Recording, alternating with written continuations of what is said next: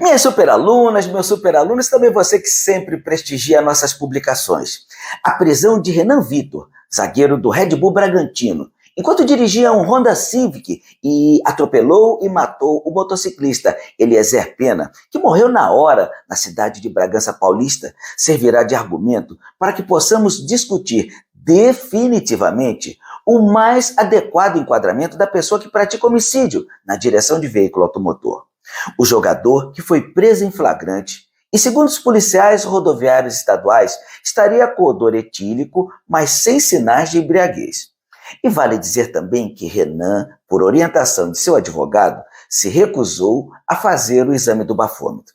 Porém, o que acabou chamando a atenção foi o fato da delegada Aline Ferreira, responsável pelo caso, ao receber o exame clínico, que atestava que o jogador não estaria embriagado, ela teria dito que inicialmente imaginava tipificar o agente no crime de homicídio doloso, por dolo eventual, por ele ter, segundo ela, assumido o risco de produzir o resultado. Mas a delegada teria mudado de ideia ao receber o resultado do exame clínico, que teria dado negativo para embriaguez. Como assim, professor? E qual a diferença de uma coisa para outra? Pois é, meus alunos, e o pior é que muita gente boa comete realmente esse erro. Afinal, nem todo mundo teve o privilégio de ter a equipe de direito penal que temos aqui em nossa universidade. Esquece! Então, vamos tentar entender o problema proposto para a aula de hoje. É importante que vocês tenham noção de que não existe essa história de que se a pessoa bebeu e dirigiu, automaticamente teria assumido o risco de produzir um suposto resultado, uma vez que essa expressão tem significado jurídico no contexto do dolo eventual, nos termos do artigo 18, inciso 1º do Código Penal, não podendo ser utilizada em seu sentido popular, conforme veremos no decorrer da aula. E para te dar um motivo ainda maior para você assistir a aula de hoje até o final, então prepare seu coração. Atenção, hein? Olha, o simples fato de alguém beber e dirigir, mesmo estando completamente embriagada, não transforma o crime de culposo em doloso. Aliás, muito pelo contrário. Se alguém, na direção de um veículo automotor, acaba atropelando e matando uma pessoa por determinação expressa do próprio Código de Trânsito, o CTB, a Lei 9503 de 97, essa conduta deve inicialmente ser classificada como homicídio culposo. Essa é a premissa básica, podendo, dependendo de outros fatores, modificarmos a tipificação, inclusive para a modalidade dolosa. Todavia, o início de toda apuração deverá ser sempre na modalidade culposa do crime. E são justamente essas circunstâncias que nós iremos estudar na aula de hoje. Bom, mas como já vamos começar, se vocês ainda não estão inscritos, inscrevam-se aí no nosso canal e ativem também o sininho, as notificações, para vocês serem informados imediatamente com exclusividade, assim que nossa equipe postar uma nova aula. Daí, se gostarem, deixem sempre seu like. E meus alunos, não mudem de canal, porque o nosso novo episódio começa já, daqui a 10 segundos, logo após o meu diretor liberar a vinheta de abertura.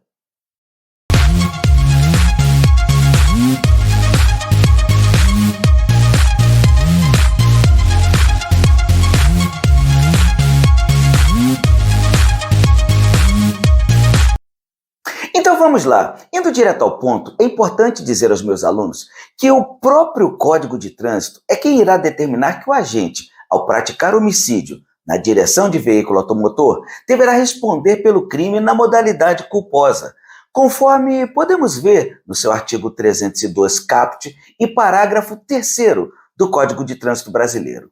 Portanto, se o agente conduz o veículo automotor sob a influência de álcool, ou de qualquer outra substância psicoativa que determine dependência, ele continuará sendo enquadrado no crime previsto no artigo 302, ou seja, no crime de homicídio culposo, na direção de veículo automotor. Porém, a pena a ser aplicada não será mais a pena do caput do artigo, mas sim a pena qualificada pela circunstância inerente à embriaguez, disposta nesse parágrafo 3º. Pena de reclusão de 5 a 8 anos e suspensão ou proibição do direito de se obter a permissão ou habilitação para dirigir veículo automotor. Mas espera aí, professor, se é tão simples assim, de onde surge toda essa confusão? Não é isso, meus superalunos? Olha, Ótima pergunta essa. Bom, todo esse imbróglio surge a partir de uma leitura completamente equivocada do artigo 18, inciso 1º do Código Penal. O artigo 18 trata das modalidades dolosa, no inciso 1º, e culposa, no inciso 2º. Enquanto a modalidade culposa caracteriza a conduta do agente que dá causa ao resultado, basicamente por imprudência, negligência ou imperícia, ou seja, ele teria causado o resultado sem intenção, sem querer. No caso, o agente, por exemplo, que bebe e dirige, pratica uma conduta perigosa, arriscada, irresponsável, que ele não deveria ter praticado, mas praticou. Contudo, a polêmica surge quando analisamos a modalidade dolosa do inciso 1º, na qual é classificada a conduta intencional do agente. Literalmente, fala-se que o crime é doloso quando o agente quis o resultado, caracterizando o que iremos denominar de dolo direto ou determinado, ou nas hipóteses de dolo indireto ou indeterminado, este podendo ser dividido em dolo alternativo, que não nos interessa na aula de hoje, e o dolo eventual, esse diretamente relacionado com o nosso tema.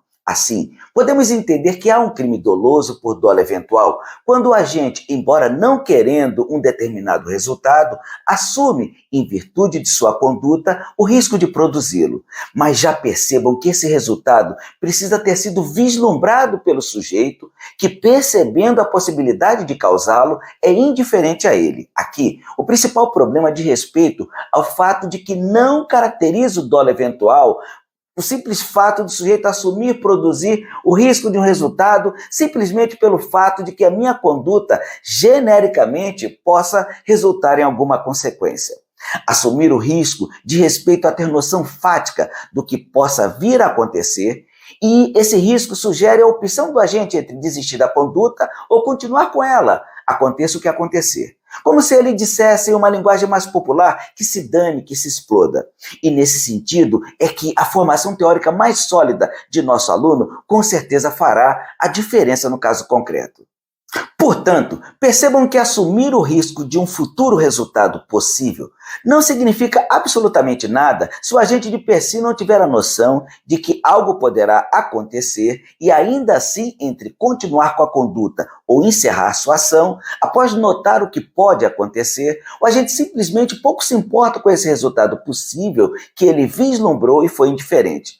Ou seja, assumir o risco de um resultado não é praticar uma conduta que possa eventualmente gerar um dano ou um risco de dano, mas sim fazer algo que eu percebo de fato que irá acontecer e ainda assim sou indiferente.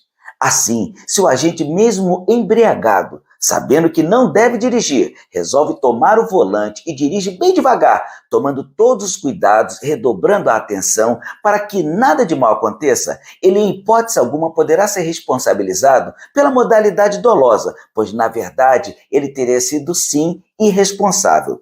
Nessa hora, ao fazer a análise jurídica do caso, o que o direito esperava do condutor do veículo seria que ele desistisse de praticar a ação e não dirigisse. Aliás, já fica uma dica, sempre que minhas futuras delegadas e meus futuros delegados chegarem à conclusão de que o agente teria sido irresponsável, atenção, provavelmente vocês estarão perante um crime culposo e não um crime doloso por dolo eventual. Daí, meus alunos já devem estar percebendo a dificuldade de constituir prova disso tudo, uma vez que cabe à acusação a incumbência de comprovar, por A mais B, que houve o dolo eventual e que o agente foi indiferente com a possibilidade de um resultado que ele teria percebido que poderia acontecer.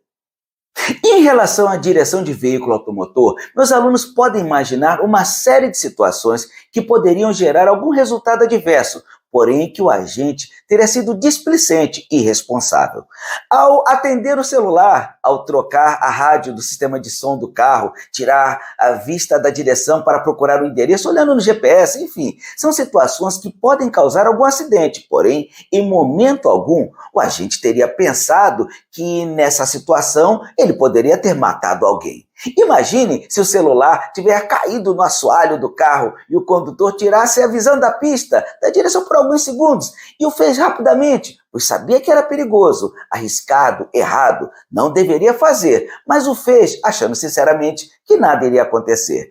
Tá, professor, entendi. Mas me diga uma coisa, em quais circunstâncias, então, nós poderíamos falar de alguma forma em dolo eventual? Vamos que vamos, meus alunos, uma vez que esse é o ponto mais importante do nosso encontro. Percebam que algumas circunstâncias podem nos ajudar a entender e caracterizar o dolo eventual, mas que devem ser comprovadas de fato e não podem ficar no universo da subjetividade. Por exemplo, quando nós avançamos sinal fechado durante a madrugada, principalmente em algum local perigoso, o leigo poderia dizer que nós assumimos o risco de produzir um resultado. Meus alunos já sabem que esse raciocínio é equivocado. Obviamente, ao avançarmos o sinal, nós realmente podemos causar o acidente. Todos nós temos essa noção, porém, em momento algum, nós somos indiferentes com esse resultado.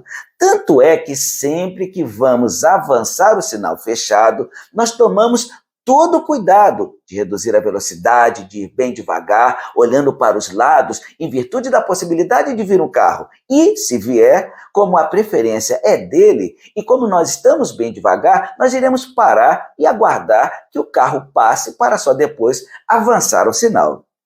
Mas imaginemos que esse cuidado não tenha sido suficiente e algum acidente tenha sido causado. Nessa hipótese, nós responderíamos pelo crime, porém na sua modalidade culposa, notadamente na modalidade da culpa consciente, na qual nós percebemos a possibilidade de causar um resultado, fazemos algo, uma ação infrutífera que julgávamos ser suficiente para evitar que o resultado ocorresse, porém na prática, infelizmente, ele acaba acontecendo.